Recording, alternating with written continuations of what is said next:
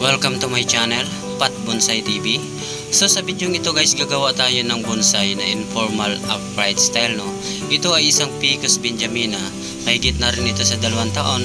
Kaso nga lang, lagi ko siyang nakakatback dahil pag hindi ko gusto ang lumalabas na kanyang mga sanga at hindi naayon sa ating objective, talagang kinakatback ko siya.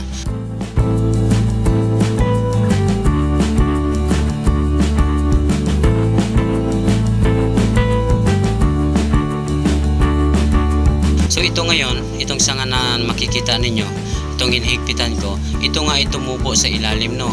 At medyo nasa front. Pero ang ginawa ko, yan yung tinuturo ko. Ibinend ko siya pataas, dinikit sa kanyang katawan, saka ibinend ko siya doon eksakto sa distansya na maging proportion kahit papaano doon sa pangalawang sanga, pangatlo at saka pang-apat. At sa ngayon guys ay nakalata na lahat ng kailanganin natin na sanga. So papatabain na lang natin ito, yung back branch saka front branch, no. Lalong lalo sa lahat itong apex niya, no.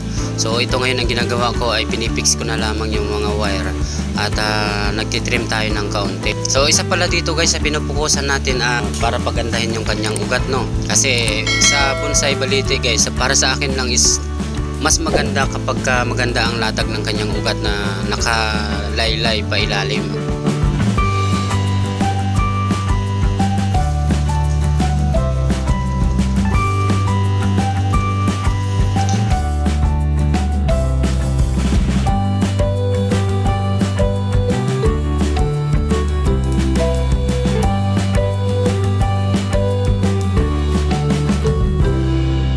So ito na sa huling bahagi guys, ang gagawin ko rito ay magdadagdag na ako ng lupa sa kanya para mas mabilis siyang tumaba. So hoping na sana in 1 year mabuo na ito.